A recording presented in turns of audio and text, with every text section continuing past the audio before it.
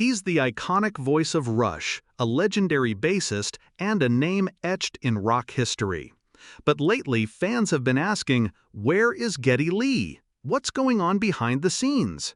In today's video, we uncover the untold story of Geddy Lee's recent struggles, emotional battles, personal losses, and a journey few truly know about. If you're a fan of rock or just someone who believes legends are still human, stay tuned, because what you're about to hear will change how you see one of rock's greatest minds.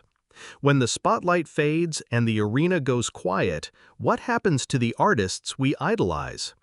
Geddy Lee, known for his superhuman performances and larger-than-life presence, has faced a series of challenges in recent years that he kept out of the public eye, until now. This isn't just about a musician aging or stepping back from fame. This is about loss, reflection, and the quiet pain of moving forward when the world only wants your greatest hits.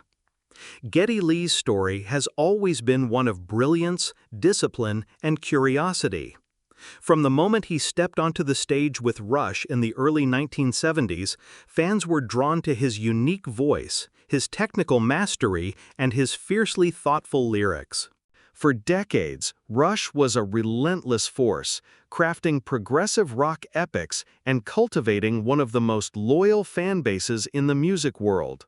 But behind all that thunderous applause and musical complexity, Geddy Lee has always been deeply grounded, a family man, a thinker, a quiet observer.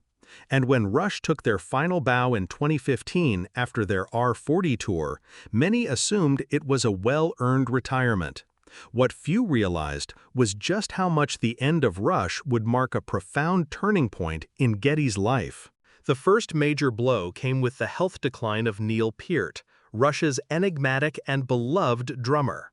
Neil was more than a bandmate to Geddy, he was family.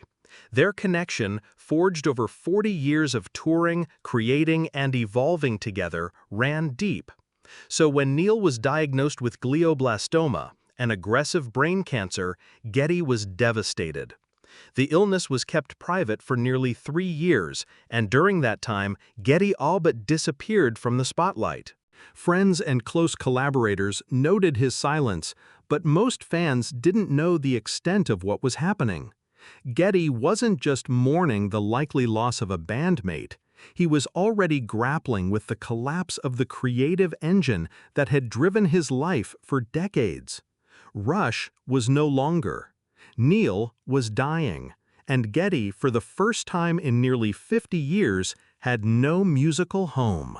In January 2020, Neil Peart passed away, and the world mourned.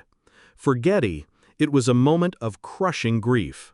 He later revealed in interviews that Neil's death hit him like a ton of bricks.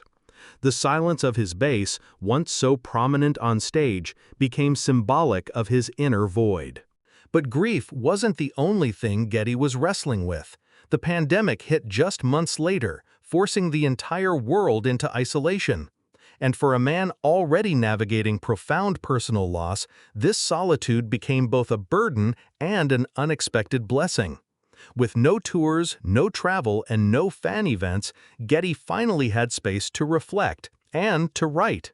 It was during this time that he began working on his memoir, My Effin' Life, an introspective journey into his family history, Rush's evolution, and the private thoughts he rarely shared. Writing this book became his therapy, a way to process his grief, his legacy, and his fears. But the process wasn't easy. Geddy revealed that diving into his past, particularly stories about his parents, Holocaust survivors, unleashed emotions he had long buried. He wrote about his mother's resilience, his father's tragic early death, and the weight of carrying their stories forward. There were also physical challenges. At 70, Geddy Lee is no longer the tireless performer of his youth. Though he still practices and writes, the idea of touring or launching major projects comes with more hesitation.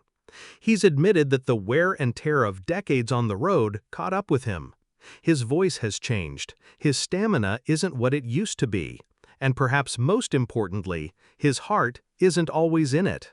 Still, Geddy has not abandoned music. In recent months, he's hinted at new material, even the possibility of collaborations with former bandmate Alex Lifeson. The two remain close and have occasionally jammed together, but they've both made it clear Rush is not coming back. Without Neil, it can't. And Geddy is at peace with that. What he's focused on now is healing.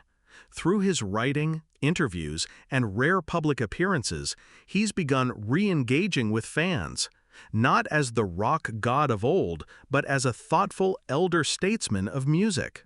He's shared stories of doubt, of being overwhelmed by fame, and of the deep anxiety that followed the band's breakup. Perhaps the most powerful moment came during his recent book tour, when Geddy spoke candidly about his own mental health. He described days of numbness, moments of panic, and the internal battle between honoring his past and trying to find joy in his present.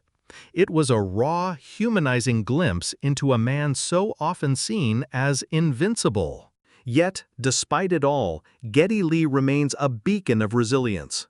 He may be quieter now, he may be more reflective, but he is still here, still writing, still speaking, and still inspiring millions. His struggles remind us that even the most iconic figures carry invisible weights, and that behind every anthem there is a soul searching for peace. Geddy Lee's story isn't over, it simply entered a quieter, deeper chapter. His recent struggles may not make headlines the way his concerts once did, but they speak volumes about the man behind the music. A man who has faced grief, age, and uncertainty with grace. If you've ever been moved by a Rush song, or by Geddy's voice soaring through your speakers, take a moment to appreciate the journey he's still on. Because sometimes the most powerful part of the story is what comes after the final note.